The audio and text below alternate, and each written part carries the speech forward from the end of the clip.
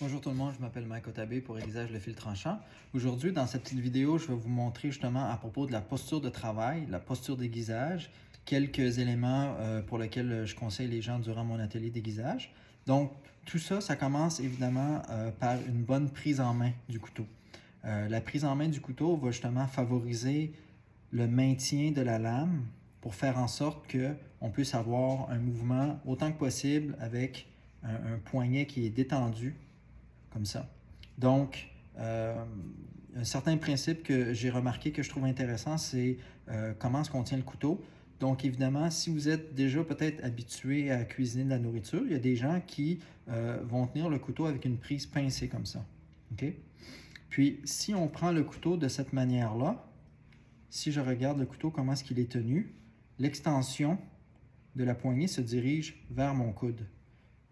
Alors ici, comme ça, si je suis pour couper comme ça, je fais juste retourner le couteau et on a à peu près une posture d'aiguisage fonctionnelle à 90%. Je vous dirais les petits éléments que moi je surveille beaucoup, c'est quand on prend le couteau en main, j'aime bien que l'index se place ici, sur le dos de la lame, que le pouce puisse se positionner proche du talon et les doigts ici viennent se fermer sur la poignée. Quand je prends le couteau, vous voyez ici, la poignée, elle se dirige vers mon coude. Certaines personnes ont peut-être tendance à tenir le couteau comme ça quand ils font l'aiguisage. Ça peut aussi fonctionner. Toutefois, moi, ce que j'ai remarqué, non seulement à travers mon travail, mais aussi en observant d'autres gens qui font de l'aiguisage régulièrement, c'est qu'il y a naturellement une prise en main comme ça qui se place. Puis la raison est simple, c'est que en ayant ce que j'appelle 3 points de contact ici au niveau des doigts, le pouce et l'index, le couteau est vraiment dans le prolongement du bras, ce qui veut dire que quand on fait les mouvements d'aiguisage ici de avant-arrière, le poignet est vraiment détendu.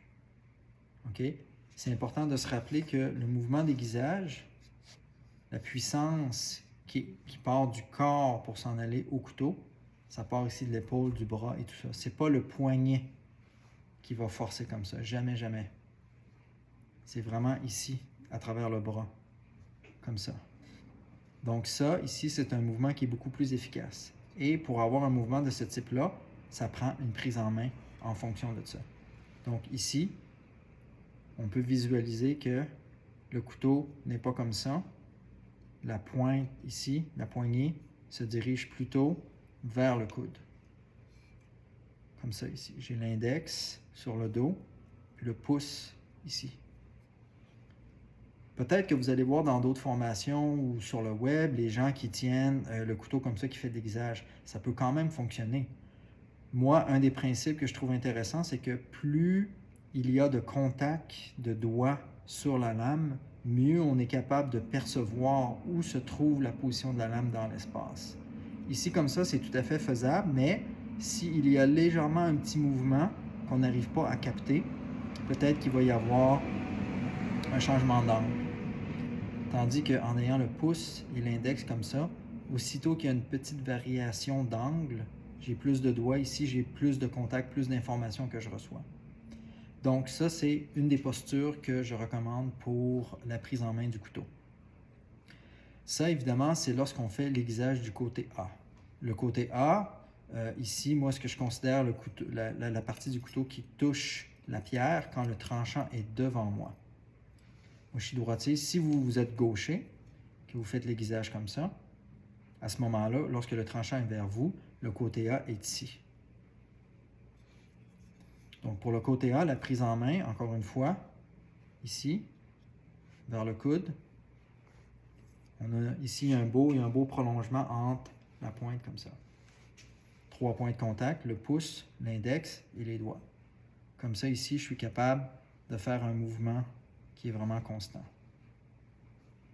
Quand je vais faire le côté B, quand je fais l'autre côté, par exemple, ici, là, ici, ça va changer. Il y a toujours les 3 points de contact qui vont demeurer. Le pouce va se placer sur le dos, ici, de la lame. L'index va se placer proche du talon. Et les doigts, évidemment ici sur la poignée. Avec la poignée, ce que je trouve intéressant, c'est que la main n'est pas complètement sur le dessus, n'est pas complètement sur le dos. On est plutôt à 45 ici, quand je prends la prise en main. Puis moi, ce que je trouve intéressant, c'est que ici, il y a les os de la main, ce qui fait en sorte que quand j'appuie sur cette zone-là, ça me donne vraiment un signal clair. Si je suis dans la partie de la paume ici, je trouve qu'il y a plutôt, ça bouge ici. Tandis qu'ici, juste à la base des doigts, je trouve que c'est plus stable. Alors, c'est souvent la zone sur laquelle je vais appuyer ma main.